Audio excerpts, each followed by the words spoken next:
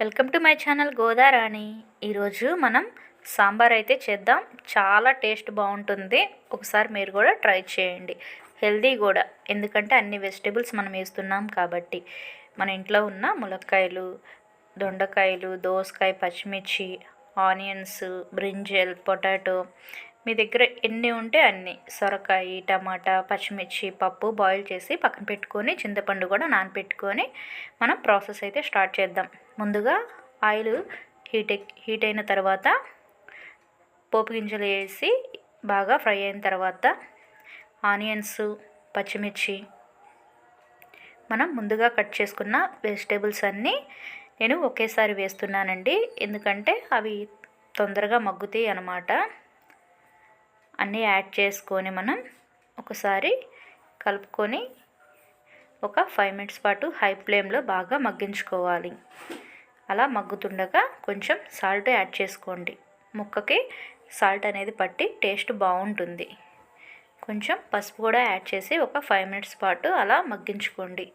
దాంట్లో ఉన్న వాటర్ మొత్తం కొంచెంగా బయటకు వస్తుంది. ఒకసారి కదిపేసి ముక్క బాగా మగ్గిందాక మగ్గించుకోవాలి. వంకాయలు నేను తర్వాత యాడ్ చేస్తున్నాను, ఎందుకంటే వంకాయలు తొందరగా మగ్గిపోతాయి కాబట్టి కొంచెం మగ్గిన తర్వాత యాడ్ చేసుకోండి.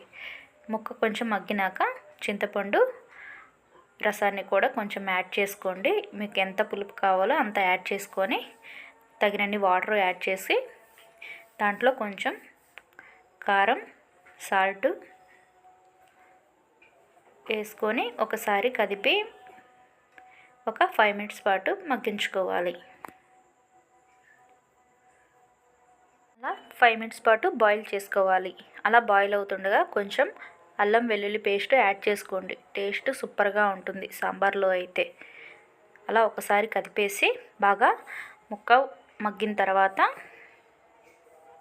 దాంట్లో ముందుగా బాయిల్ చేసుకున్న పప్పు కూడా యాడ్ చేసుకోండి. నేను కందిపప్పే వాడుతున్నానండి, మీకు కావాలంటే పచ్చిపప్పు కూడా వాడుకోవచ్చు.